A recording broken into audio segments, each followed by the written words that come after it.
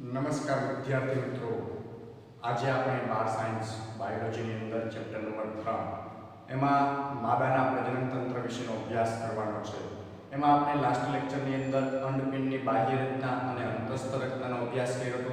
આજે આપણે અંડવાહિનીથી અભ્યાસ કરવાનો છે।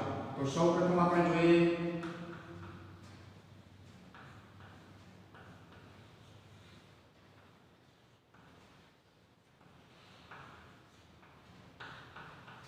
मादाનું प्रजनन तंत्र। तो આપણે સૌપ્રથમ માદાના પ્રજનન તંત્રને ડ્રો કરશે અને એના ઉપરથી આપણે એનું પ્રજનન તંત્ર છે એ સમજવાની ટ્રાય કરીએ।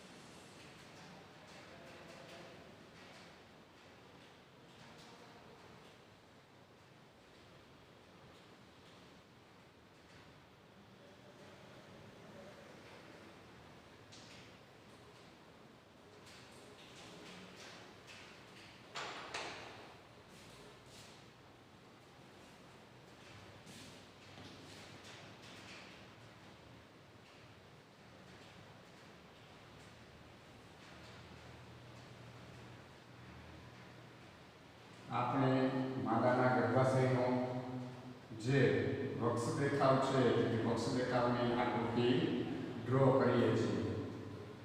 આપણે પશ્વ દેખાવની આકૃતિ ડ્રો કરી હતી, આજે આપણે વક્ષ દેખાવની આકૃતિ ડ્રો કરીએ છીએ।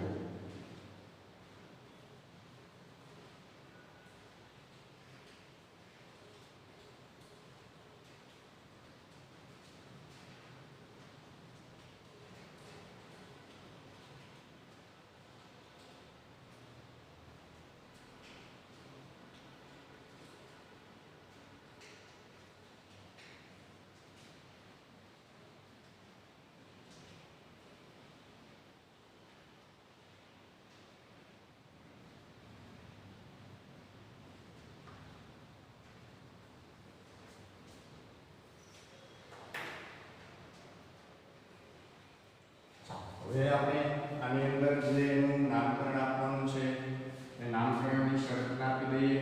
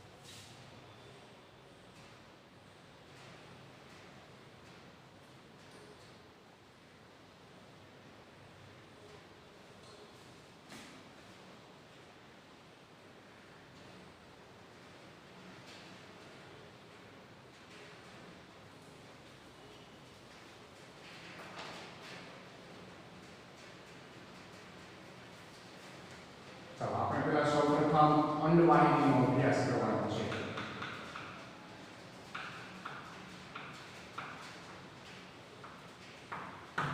હવે માદાની અંદર આપણે જોઈએ તો માદાની અંદર ગર્ભાશય અને યોનિમાર્ગ આનો મુખ્ય જે વાહક છે એ અંડવાહિની છે. આ અંડવાહિની છે એની મદદથી અંડકોષોનું વહન થાય છે.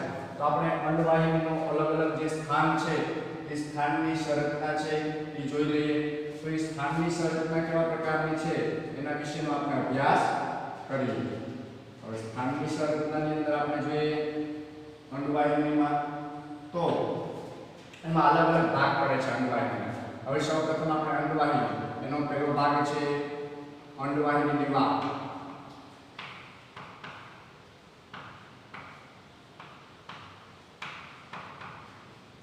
પછી બીજો ભાગ આવે તૃંબિકા. ત્રીજો ભાગ આવે ઇથમસ અને ચોથો ભાગ આવે છે ફિબ્રિલ.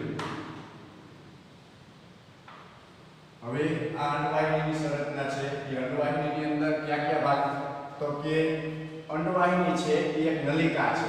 અંડવાહિનીનું જે કદ છે તો આપણે એ લખીએ અહીં અંડવાહિની એનું કદ તો કે 10 થી 12 સેન્ટીમીટર લંબાઈ ધરાવે.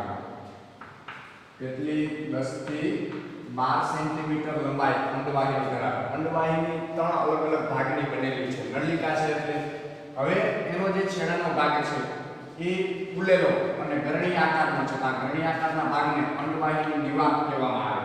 આ અંડવાહિની નિવાકના અગ્રભાગ ઉપર પ્રવર્ધો આંગળી જેવા પ્રવર્ધો આવેલા જેને ફિમ્બ્રી કહેવામાં આવે. આ ફિમ્બ્રીનું કાર્ય શું તો કે ફિમ્બ્રીનું કાર્ય છે એ અંડકોષ જ્યારે મુક્ત થાય છે એને ગ્રહણ કરવાનું અને અંડવાહિનીમાં મોકલવાનું કાર્ય ફિમ્બ્રીનું. આંગળી જેવા પ્રવર્ધને ફિમ્બ્રી કહેવાય. ગરણી આકારનો જે ઉપસેલો ભાગ છે એને અંડવાહિની નિવાક કહેવાય. ત્યાર પછીનો ઉપસેલો એવો ભાગ છે જેને તૃંબિકા કહેવામાં આવે અને ત્યાર પછીનો નલિકામય ભાગ છે એને ઇથમસ કહેવાય. તો અંડવાહિની છે 3 વસ્તુઓ ભેગી મળે છે. પહેલું અંડવાહિની નિવાક, બીજું તૃંબિકા અને ત્રીજું ઇથમસ. આ ત્રણેય વસ્તુ ભેગી મળે ને એટલે અંડવાહિનીનું નિર્માણ થાય છે.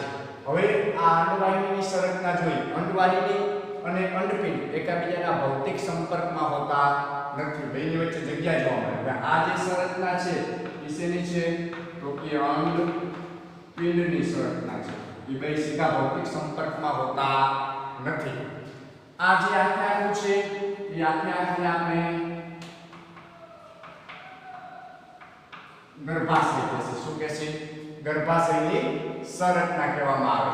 તો અંડવાહિની અને અંડપિંડ એકબીજાના ભૌતિક સંપર્કમાં હોતા નથી. એ બે વચ્ચે કેવી સંરચના? આ અંડપીંડ છે, ઉપર ફીમરી છે, એ મુક્ત હોય, આવી રીતે હલનચલન કરતો. જ્યારે અંડકોષ મુક્ત થાય ને ત્યારે એને ગ્રહણ કરવાનું કાર્ય કરે. એટલે ભૌતિક સંપર્ક હોતો નથી, બે વચ્ચે થોડો ઘણો અવકાશ જોવા મળે છે. હવે આપણે આ અંડવાહિની જોઈએ. હવે એનું કાર્ય જોઈએ તો અંડવાહિનીનું કાર્ય શું? અંડકોષનું વહન કરવાનું કાર્ય.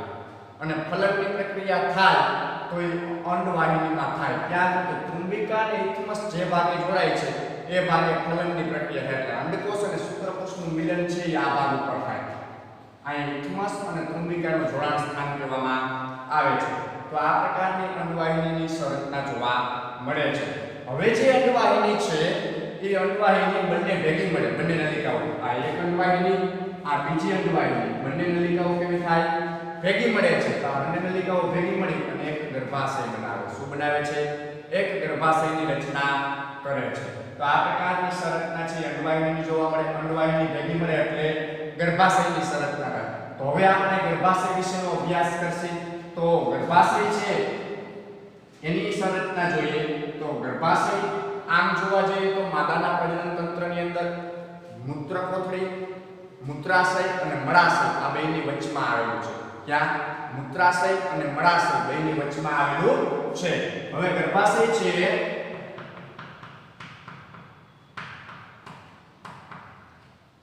એનું બીજું નામ એને કુખ કહેવાય. હવે આપણે ઘણી બધી વખત શબ્દ સાંભળેલા હોય ગુજરાતી મૂવીની અંદર. કઈ માતાના કુખેથી જન્મ લીધો? કુખ એટલે ગર્ભાશય. આ દેશી શબ્દ છે, કુખ શબ્દ કહેવામાં આવે. તો કુખ એટલે ગર્ભાશય થાય છે. જે ગર્ભાશય એટલે ક્યાં ગર્ભાશયથી જન્મ લીધો એવો મતલબ થાય, એટલે એને કુખ પણ કહેવામાં આવે છે. ગર્ભાશયનો આકાર છે એ ઊંધી નાસપતિ આકારનો છે. કેવો છે? ગર્ભાશયનો આકાર ઊંધી નાસપતિ આકારનો છે. એટલે નાસપતિ આપણે જોઈએ બરોબર, પેરું જેવો આકાર છે. પેરું નામ ઊંધું કરી નાખીએ એ પ્રકારનું, ઉપરથી ફૂલેલું અને નીચેથી સાંકડું હોય એવી સંરચનાવાળું ગર્ભાશય જોવા મળે છે. ગર્ભાશયનું કાર્ય શું છે? તો કે ગર્ભનું સ્થાપન કરવાનું કાર્ય છે. જો ફલન થાય તો ફલન બાદ ફલિતાનું સ્થાપન કોણ કરે છે? ગર્ભાશય. ગર્ભાશય છે એ અંદરથી ગળીમય અને શ્લેષની જાડું હોય છે. હવે ત્યારબાદ આપણે જોઈએ તો ગર્ભાશયને 3 લેયરોમાં, 3 ભાગમાં વિભાજિત કરવામાં આવેલું છે. હવે સૌથી પહેલું લેયર છે એ અંદરનું, આ બ્લુ કલરનું છે ને એનું નામ આપીએ છીએ આપણે એન્ડોમેટ્રિયમ. પછી આ બીજું, આ વચ્ચેની જે જગ્યા જોવા મળે છે એનું નામ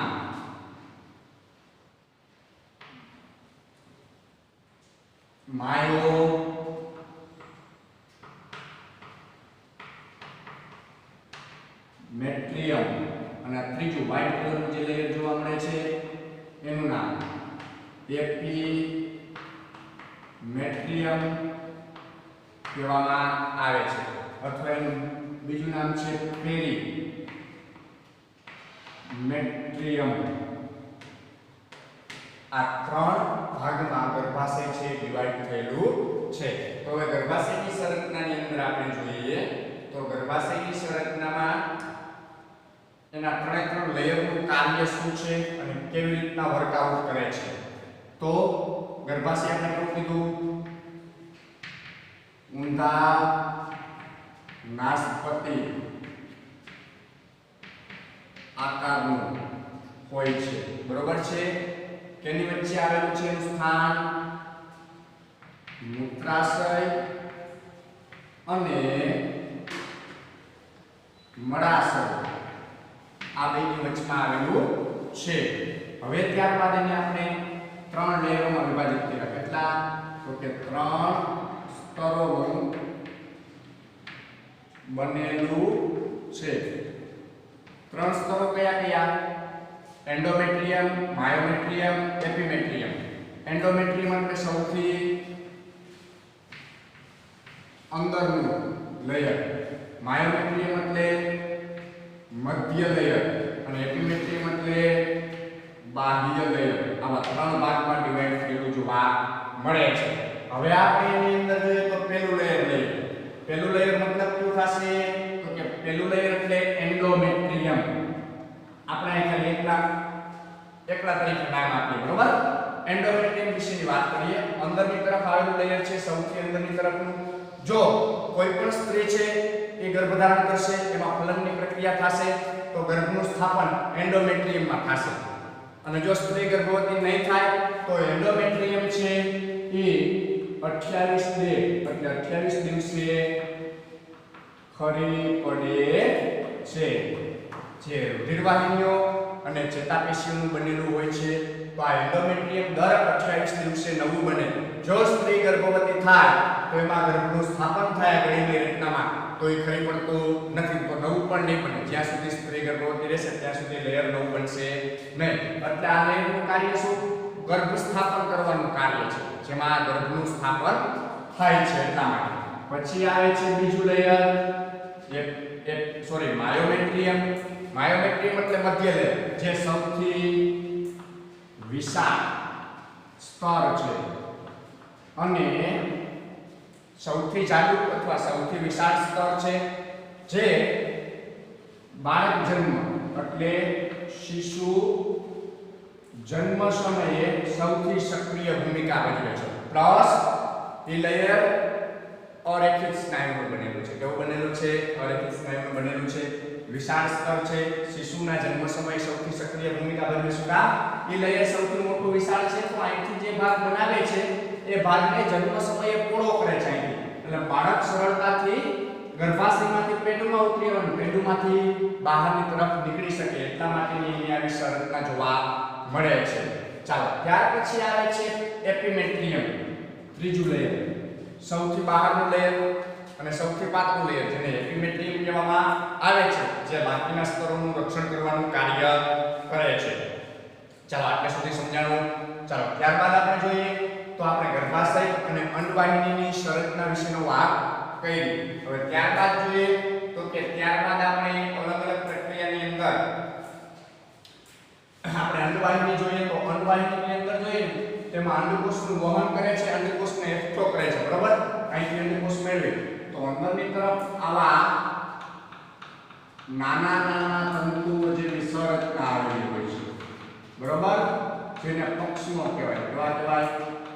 અંડવાહિનીની અંદર પક્ષમો જોવા મળે છે. હવે અંડવાહિનીની અંદર જે પક્ષમો જોવા મળે છે એને આપણે પક્ષમો કહીએ. એ પક્ષમો અંડકોષના હલનચલનમાં મદદ કરે છે. એટલે અંડકોષને અહીંથી આમ લઈ જવાનું કાર્ય કરે. હવે તદુપરાંત જોઈએ દરેક અંડપિંડ એક મનથી અંડકોષ મુક્ત કરે. 28 દિવસે એક અંડકોષ મુક્ત કરે. એક વખત આને મુક્ત કર્યું, બરોબર, અને એક વખત આને મુક્ત કર્યું. પહેલી વખત ડાબા અંડપિંડે મુક્ત કર્યું, પહેલા મહિને, તો બીજા મહિને જમણું અંડપિંડ, એટલે એકાંતરે અંડકોષ મુક્ત કરે. દાખલા તરીકે અત્યારે આપણે કયો મહિનો ચાલે છે તો કે હાલના સમયની અંદર જુલાઈ મહિનો ચાલે. જુલાઈ મહિનામાં ડાબા અંડકોષમાંથી ડાબા અંડપિંડમાંથી અંડકોષ મુક્ત થયું. જુલાઈ પછી ઓગસ્ટમાં શેમાંથી થશે?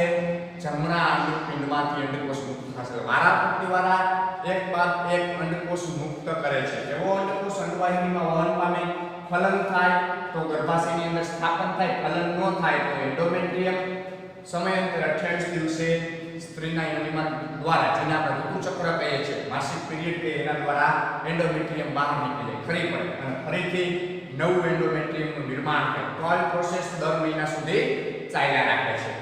જો કોઈ પણ સ્ત્રી ગર્ભવતી નહીં બને તો આ પ્રક્રિયા જોવા મળશે. હવે તદુપરાંત આપણે જોઈએ તો કે તદુપરાંત તેની પ્રક્રિયાની અંદર આ ભાગ છે એનો ગ્રીવાનો ભાગ છે. કેવો છે? ગ્રીવા. ગ્રીવા કોને કહેવામાં આવે તો ગર્ભાશયનો આગળનો જે સાંકડો ભાગ છે એને ગ્રીવા કહેવામાં આવે. ગ્રીવા છે ને એ શ્લેષ્મથી આવૃત હોય અને મોટી જે આ નલિકા છે આખી એને ગ્રીવા નલિકા કહેવાય. ગ્રીવા નલિકા કોની સાથે શેમાં ખુલશે તો કે ગ્રીવા નલિકા છે એ યોનિ માર્ગમાં ખુલે છે. ક્યાં ખુલે છે? યોનિ માર્ગની અંદર ખુલવાનું છે. હવે ગર્ભાશય અને યોનિ માર્ગને જોડતો ભાગ એટલે જેને આપણે ગ્રીવા કહીએ. શું કહીએ? ગ્રીવા. ગ્રીવામાં શ્લેષ્મા આવૃત્તિ ભેગું થયેલું હોય. એટલે જ્યારે બાળક પ્રસવની પ્રક્રિયા થાય છે ત્યારે બાળક પ્રસવ પહેલા પેડુમાં આવે એટલે એને ગ્રીવા કહેવાય અને ગ્રીવામાંથી યોનિ માર્ગની અંદર આવે. યોનિ માર્ગનું કાર્ય શું તો કે યોનિ માર્ગનું કાર્ય બાળકનો જન્મ આપવો અને અંડકોષનું બહારની તરફ વહન કરવું અથવા ઋતુસ્ત્રાવનું બહારની તરફ વહન કરવાનું કાર્ય કરે છે. તો આ પ્રકારની સંરચના છે ગર્ભાશયની, અંડવાહિનીની, ગ્રીવાની અને યોનિ માર્ગની જોવા મળે છે. તો આપણે આજના લેક્ચરમાં આટલી સંરચના વિશેની અભ્યાસ કરી. સૌપ્રથમ અંડવાહિની થોડુંક સ્પીડમાં જોઈ લઈએ. 10 થી 12 સેન્ટીમીટર લંબાઈ હોય. અંડવાહિની 3 વસ્તુઓની બનેલી છે. અંડવાહિની નિવાહક જે ઘણી આકારનો ભાગ છે. અંડવાહિની નિવાહકના અગ્રછેડે આંગળી જેવા પ્રવર્ધો આવેલા હોય જેને ફિમ્બ્રી કહેવાય. ફિમ્બ્રીનું કાર્ય શું? અંડકોષને એકઠા કરવાનું.